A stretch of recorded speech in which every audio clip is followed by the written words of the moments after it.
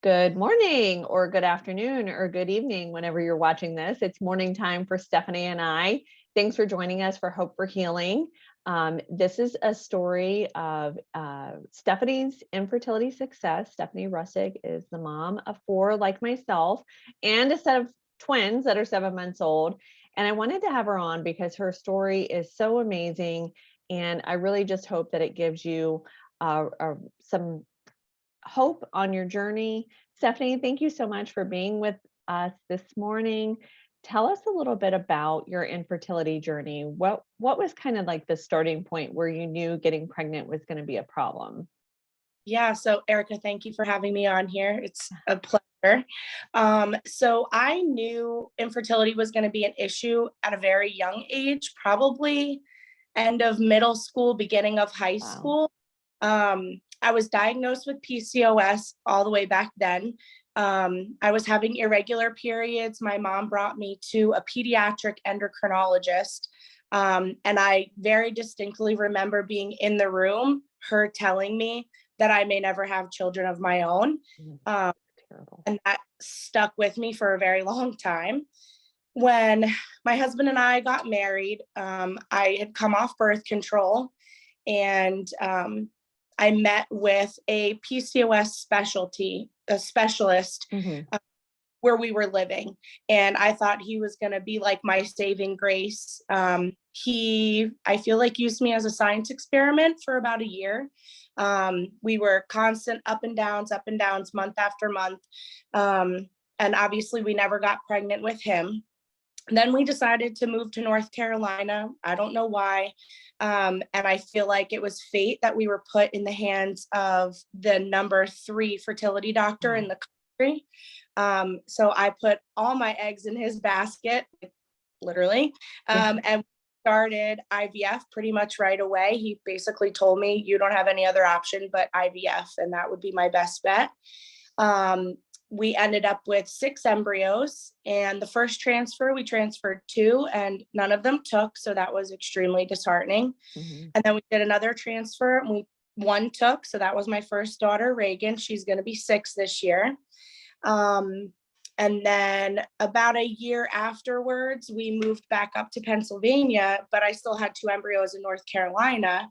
Um, and I was like, let's do it. So I drove back and forth to North Carolina from Pennsylvania, and we transferred 2 more, and we got 1, and that was Sadie, and she's going to be 4.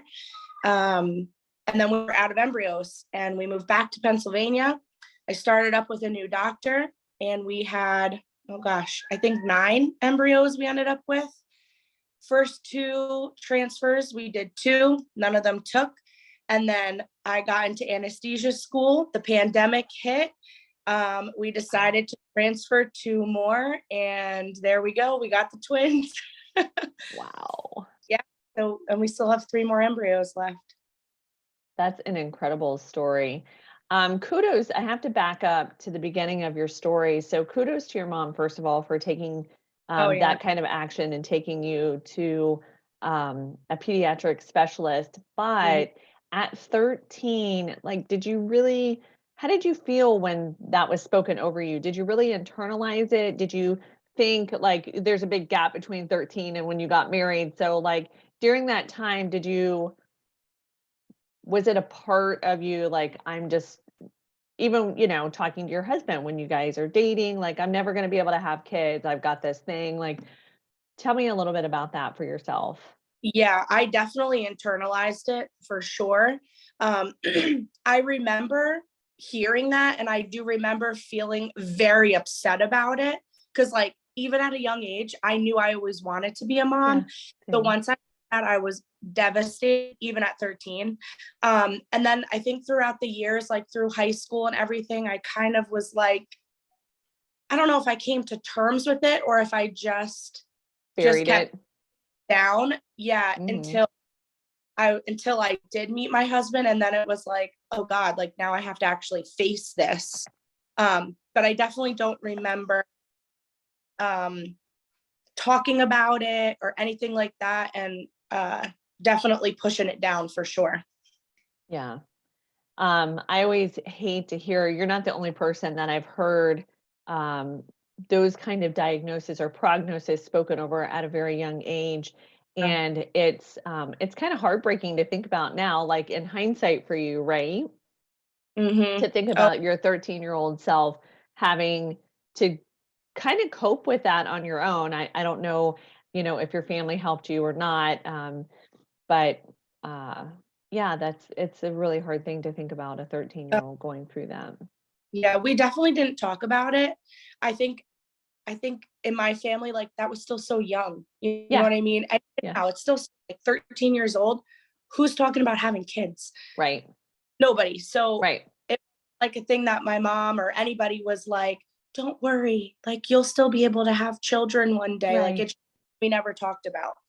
Yeah, yeah. A little bit different times then too. Yeah. Um, so fast forward again. Um, let's talk about the doctor. You touched on that you lost a year or two where you considered yourself a science experiment. What I want Yeah. people to know, and what we talk a lot about on here, is advocacy and asking questions, and um, taking responsibility for for your own care as much as possible, being as informed, let's say that, being as informed about your care as possible. What do you wish in hindsight you had? What conversation do you wish you had had with that doctor, or what else do you feel like, maybe there's nothing, but do you feel like there was something else that you could have done to not be victimized like that? Yeah, absolutely. I think I definitely could have asked more questions. Um, I just went into it thinking, oh my gosh, like he He's is going a to help me, right? I'm like, he's a PCOS specialist. Like he knows everything. He knows more than I do for sure. But I think in hindsight, I would have asked to see reports. I would have, you know, explored more options and be like, listen, this isn't every month, this isn't happening. What else can we do? And what else should we be doing? I definitely would have. The one thing I wish I asked for was the report of they did that study in fluoroscopy where they look at your Uh, tube. I wish I asked for that report because he lied to me about it. mm, He told me my tubes were fine. So we just kept doing the things every month. When I ended up going to North Carolina, the doctor there, the very first meeting, he was like, what did the doctor tell you about your tubes? And I was like, oh, he told me they were fine. Like, we didn't have a problem. And he was like, no, they're completely blocked. And I was like, okay, great. so blocked beyond like doing an HSG dye test where Well, it clears it out and they did that test, the dye where they like shoot it in and they see if it spills over. That's the test that they did. The doctor in North Carolina was like, listen, you have two options. We can either operate on your tubes or we can just do IVF and call it a day. And that's your best bet. And mhm, so I ended up doing, yeah. yeah. Yeah, it's so frustrating. And, first of all, I want to say in no way am I implying, that any wrongdoing on your part, because I know what it's like to get into that state where like this is the person. This person is Yeah. going to help me. This person's going to fix whatever's going on with me, and you just go with it and you kind of just get wrapped up in it, right?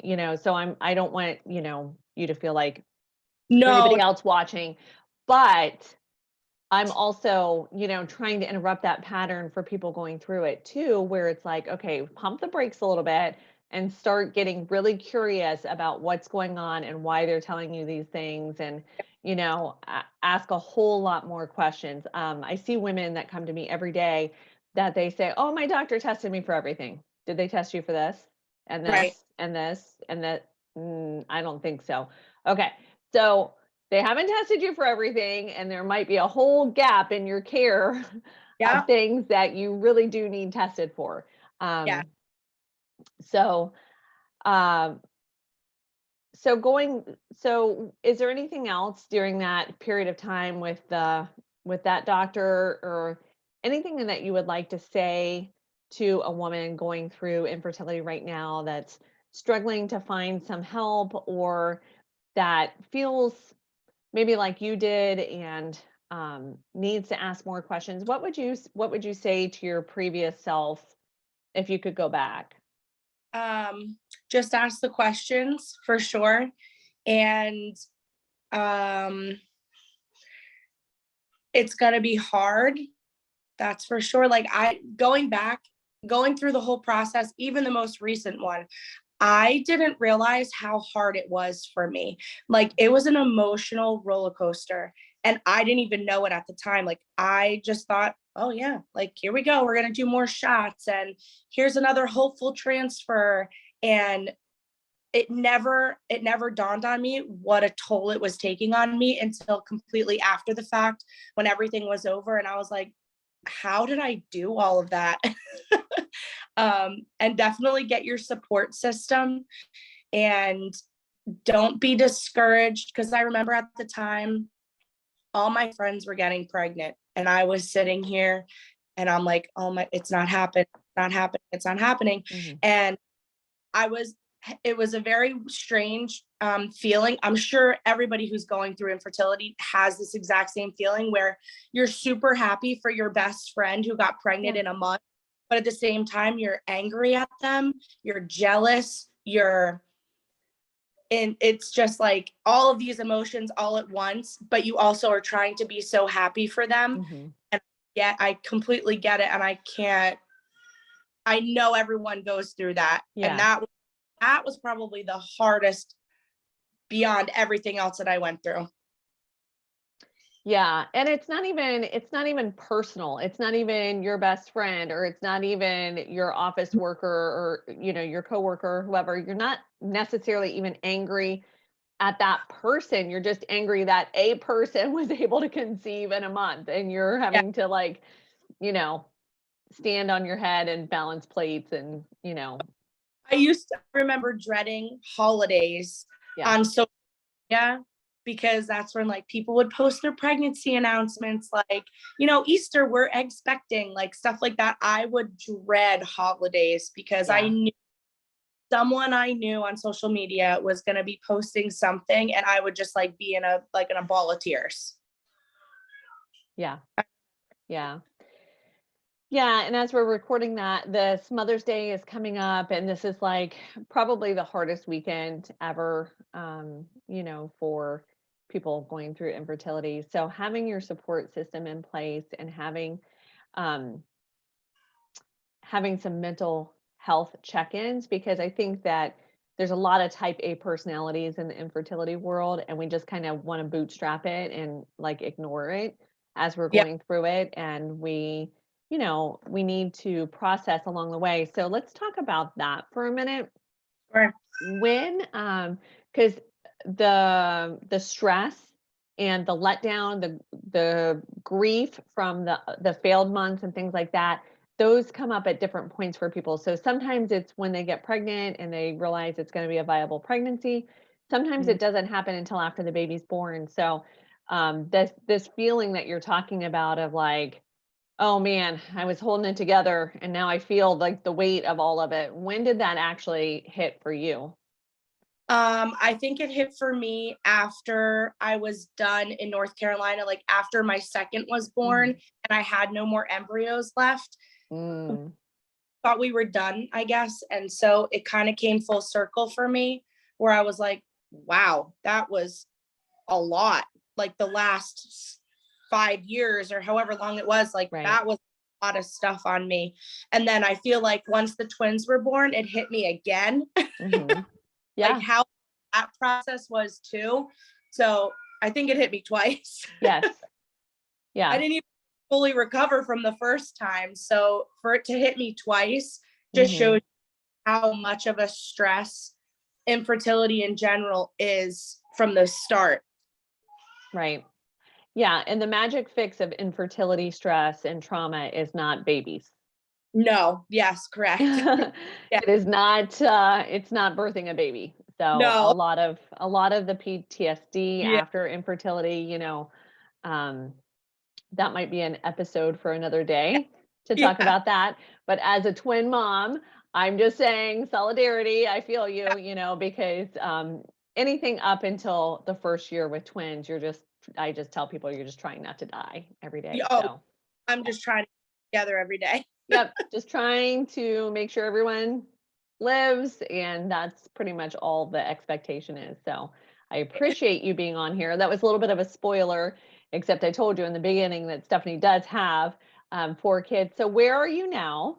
What's going on in your life now?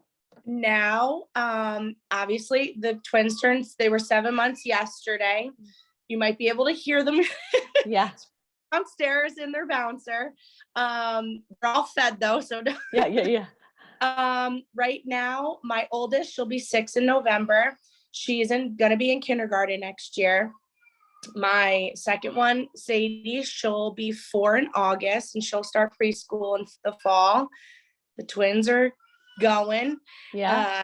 One's already crawling, the other one's about to. Oh, bless. I am an ICU nurse, so that's full swing. And I start anesthesia school at the end of the month. So we Oh are, my goodness, Stephanie. yeah. Wow. Yeah. Wow. Busy. Yeah. Well, thank you so much for being on here this morning. I really appreciate you sharing your story. I hope that it gives someone hope on their journey, and also, some direction if they need some, you're sharing your story about your PCOS journey and IVF. I hope that it helps somebody sharing it. We all need to know that we're not alone, right? So, Oh, yeah. You're not alone. That's for sure. You'll yeah. find some same situation somewhere. Yeah. Yeah.